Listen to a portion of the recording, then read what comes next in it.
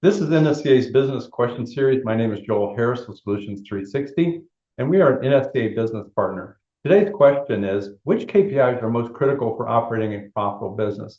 This is a complicated question, but I'm going to stray away from my usual answer of the top 20 KPIs that I use to run a business and instead talk about three that I think are really critical. And they are utilization, over under hours, and operating effectiveness ratio.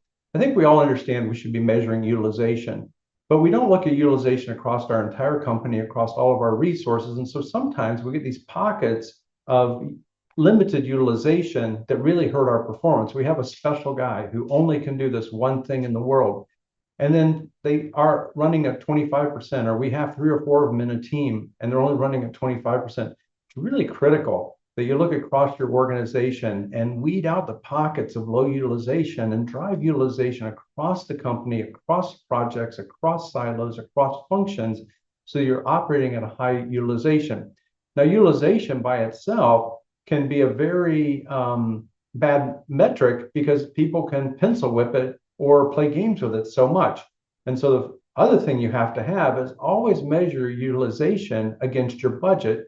And we call that the over under hours report. And so I want to know, I estimated this project would take 100 hours. I might have 100% utilization, but I charge 200 hours to a project. That would be bad because then I'm not getting paid for 100 of the hours.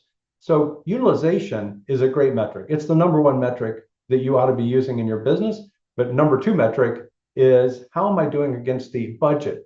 And then lastly, I want to know whether my organization is sized correctly. So I have 30 techs and I have 10 back office personnel. Is that the right mix? How many people, back office personnel across accounting, across inventory and warehouse management, across executive functions? How many back house people should I have compared to the amount of people out there actually doing work? And the magic KPI for that is called the operating effectiveness ratio. And the operating effectiveness ratio simply takes your gross profit in dollars and divide it by your dollars of SG&A.